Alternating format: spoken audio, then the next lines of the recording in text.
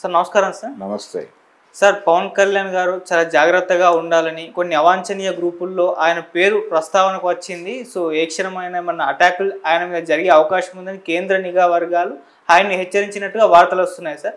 అందుకు సంబంధించి ఆయనకు Z+ సెక్యూరిటీ కూడా ఏర్పాటు చేసే అవకాశం ఉంది అని అంటున్నారు. మరి నిజంగా ఆయన పైన దాడికి ఎవరైనా ప్రయత్నిస్తున్నారంటే ఎవరు, ఏ గ్రూప్కి సంబంధించిన వారు అటాక్ చేసే అవకాశం ఉంది? మీరేం చెప్తారు సార్ దీని గురించి? అంటే పవన్ కళ్యాణ్కి Z+ కేటగిరీ సెక్యూరిటీ ఇవ్వాలని ఆయనకి కొన్ని సెక్షన్స్ నుంచి అంటే కొన్ని ఉగ్రవాద తీవ్రవాద ఆలోచనలు ఉన్నటువంటి సంస్థల్లో ఈయన పేరు ప్రస్తావనకు వచ్చినట్టుగా కేంద్ర నిఘా వర్గాల దగ్గర ఏదో ఒక ఇన్ఫర్మేషన్ ఉందని, దాని ఆధారంగా ఈయనకి ప్రాణహాని ఉందని వారు భావించి సెక్యూరిటీ ఇస్తున్నారని, ఏ పత్రికలు అయితే కథనాలు వెలువరించాయో, ఏ మీడియా అయితే ఈ కథనాన్ని ప్రచారం చేస్తోందో, ఈ కథకి ఎక్స్టెన్షన్ కూడా ఉంది. వాళ్ళు అక్కడికే పరిమితం కాకుండా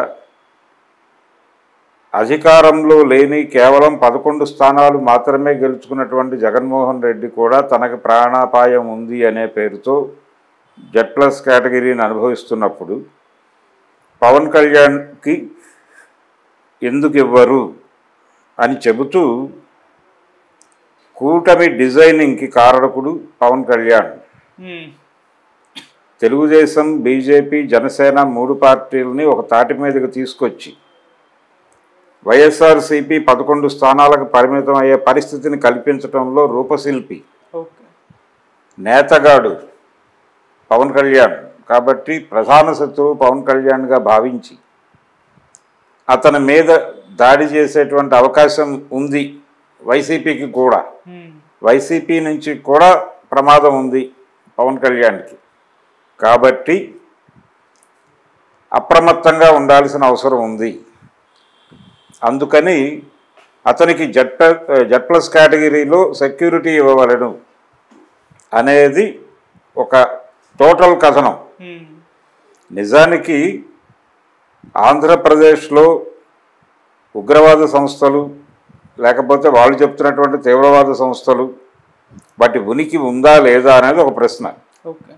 ఒకవేళ ఉన్నప్పటికీ అంటే నక్సలైట్ పార్టీలు బలంగా ఉన్నాయి ఇదివరకు, ఇప్పుడు కూడా ఉన్నాయి. అయితే బహిరంగ కార్యాచరణలో లేవు. రెండోది, తమ ఉద్యమానికి చేటు చేసేవారిని మాత్రమే అడ్డు తొలగించుకునే కార్యక్రమం ఉంది కానీ వారికి ఎవరిని పడితే వాళ్ళని చంపడం ప్రోగ్రాం కాదు. కాబట్టి పవన్ కళ్యాణ్ వైపు నుంచి కదలికలు ఇప్పుడిప్పుడే మొదలవుతున్నాయి. ఆయన ఇప్పుడే పరిపాలనలోకి వచ్చాడు. ఇప్పుడు ఆయన్ని తొలగించాలి అనేటువంటి ఆలోచనలు, ప్రోగ్రాంలు ఏ ఉగ్రవాద సంస్థకి ఉండేటువంటి అవకాశం అయితే లేదు. ఒకవేళ కేంద్ర నిఘా వర్గాల దగ్గర ఇలాంటి నివేదికలు ఏవైనా ఉంటే వాళ్ళు సెక్యూరిటీ ఇచ్చుకోవచ్చు, తప్పేం లేదు దానిలో. అంటే ప్రాపర్ రీజన్ ఎస్టాబ్లిష్ చేసి సెక్యూరిటీ ఇవ్వాలి. కానీ వాళ్ళు ప్రధానంగా దాన్ని ఒక సాకుగా చెబుతూ ఈ వార్తలు సర్క్యులేట్ చేస్తున్న వాళ్ళు దాన్ని ఒక విషయంగా మాట్లాడుతూ దానికి ఎక్స్టెన్షన్గా వైసీపీ నుంచి అతనికి ప్రాణ ప్రమాదం ఉండే అవకాశం ఉంది అనేది ఎస్టాబ్లిష్ చేయడానికి ట్రై చేస్తున్నారు. దీన్ని ఏ కోణంలో చూడాలి, ఏ కోణంలో అర్థం చేసుకోవాలి అంటే, రాష్ట్రంలో శాంతి భద్రతల పరిస్థితి దారుణంగా ఉంది, రాష్ట్రపతి పాలన పెట్టాలి అని జగన్మోహన్ రెడ్డి డిమాండ్ చేస్తున్నాడు. కక్ష సాధింపు చర్యల్లో భాగంగా తెలుగుదేశం శ్రేణులు, తెలుగుదేశం గూండాలు అని వాడాడు ఆయన, విజయసాయిరెడ్డి. తెలుగుదేశం గూండాలు వైఎస్ఆర్సీపీ కార్యకర్తలందరినీ చంపేస్తున్నారు అనేది వాళ్ళు ఎస్టాబ్లిష్ చేసుకుంటూ దాన్ని జనంలోకి తీసుకెళ్ళటం కోసం పరామర్శ యాత్ర పేరుతో ఆయన ఒక కార్యక్రమం డిజైన్ చేసుకున్నాడు. ఢిల్లీలో ధర్నాలు ఇవన్నీ ఏవో చేస్తున్నారు వాళ్ళు. దీనికి కౌంటర్ పార్ట్గా ఈ డిమాండ్ని ఈ వార్తని ముందుకు తీసుకొచ్చారు. ఇప్పుడు ఈ వార్తలు సర్క్యులేట్ అవుతున్నటువంటి దశలోనే పవన్ కళ్యాణ్కి సెక్యూరిటీ పెంచవాలను అనే వార్త పెంచుతున్నారని నిర్ణయం తీసుకున్నారు అని. దీన్ని స్పెక్యులేటివ్ స్టోరీగా చూడాలా, లేకపోతే ఏదైనా సమాచారం ఆధారంగా ఈ వార్త రాశారా అని కనుక పరిశీలిస్తే అది కేంద్ర నిఘా వర్గాలలో అంటే కన్ఫర్మేషన్ లేదు ఆ వార్తలో ఎక్కడ. కేంద్ర నిఘా వర్గాలు భావిస్తున్నాయని, సెక్యూరిటీ పెంచాలని అనుకుంటున్నాయని వాళ్ళకి దొరికిన సోర్స్లో నుంచి లభించిన సమాచారం మేరకు ఆ వార్త రాసినట్టుగా చెప్పుకుంటున్నారు. అక్కడితో ఆగల. జగన్మోహన్ రెడ్డి ప్రస్తావన కూడా ఆ వార్తలో కొనసాగింది. పర్టికులర్గా తెలుగుదేశం మీడియాలో వస్తున్నటువంటి వార్తలో జగన్మోహన్ రెడ్డి లింక్ ఉంది. ఈ లింకు ఉండటం అనేది ఇప్పుడు అనుమానం ఆ వార్త మీద. ఇది ఇప్పుడు జరుగుతున్నటువంటి వైసీపీ చేస్తున్నటువంటి ప్రచార కార్యక్రమానికి కౌంటర్గా ఈ న్యూస్ను వీళ్ళు స్ప్రెడ్ చేస్తున్నారా, ఇది వాంటెడ్గానే జరుగుతోందా అనేది ఒక అనుమానం. ఒకవేళ కేంద్రం అలా భావించుంటే, కేంద్ర నిఘా వర్గాలు భావిస్తే డెఫినెట్గా పెంచుతారు సెక్యూరిటీ.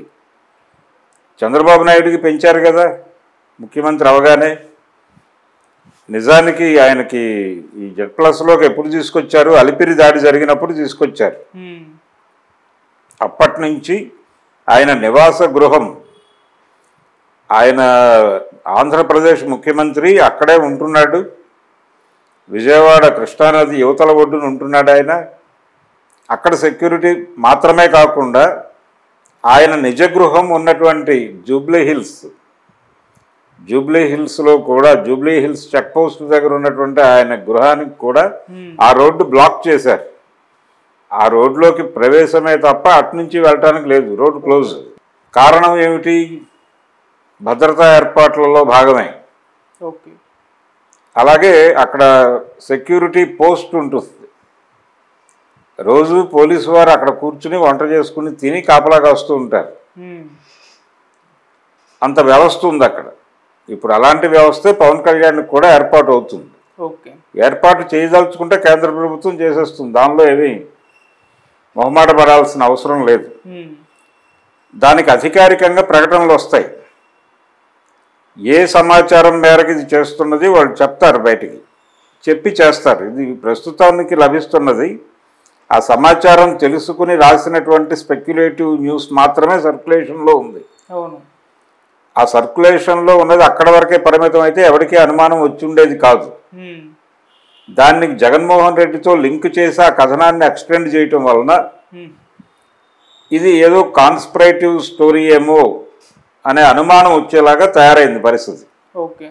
కాబట్టి పవన్ కళ్యాణ్కి ప్రాణ ప్రమాదం ఉంది, ఆయన మీద దాడి చేయడానికి ఆంధ్రప్రదేశ్లో ఉన్నటువంటి ఉగ్రవాద సంస్థలు, తీవ్రవాద సంస్థలు ఆలోచిస్తున్నాయి. అవి ఆంధ్రాలోనే ఉండాలని లేదు, ఇక్కడ కూడా ఉండొచ్చు. ఎందుకంటే రేపు పొద్దున ఆయన ఇక్కడ కూడా ఆయన పార్టీని యాక్టివ్ చేయబోతున్నాడు. తెలుగుదేశం పార్టీని కూడా యాక్టివ్ చేయబోతున్నారు తెలంగాణలో. చేయటం ద్వారా బీఆర్ఎస్ను కూడా తన ఫోల్డ్లోకి తెచ్చుకుని కాంగ్రెస్ని ఏకాకిం చేసి ఎంపీ సీట్లు తగ్గించాలనేది బీజేపీ వ్యూహం. అందులో భాగంగా తెలుగుదేశము, జనసేన ఇక్కడికి కూడా ప్రవేశిస్తున్నాయి. ఈ క్రమంలో ఇక్కడ కూడా శత్రువు అవ్వచ్చు ఆయన. ఇక్కడ ఉన్నటువంటి సంస్థలకు అక్కడ సంబంధాలు ఉంటే అక్కడ ఇక్కడ కలిపి నాయకత్వం డిజైన్ చేయొచ్చు, ఏదైనా చేయొచ్చు. అందుకని ప్రాపర్ రీజన్స్ ఎస్టాబ్లిష్ చేసి అప్పుడు మాత్రమే ఈ సెక్యూరిటీలు ఏర్పాటు చేయడం జరుగుతుంది. కానీ చాలా సందర్భాల్లో ఏవి లేకపోయినా సెక్యూరిటీలు ఇస్తారు. గన్ మ్యాన్ ఉండటం అనేది ఒక స్టేటస్ సింబల్గా మారిపోయిన ప్రపంచంలో మనం ఉన్నాం.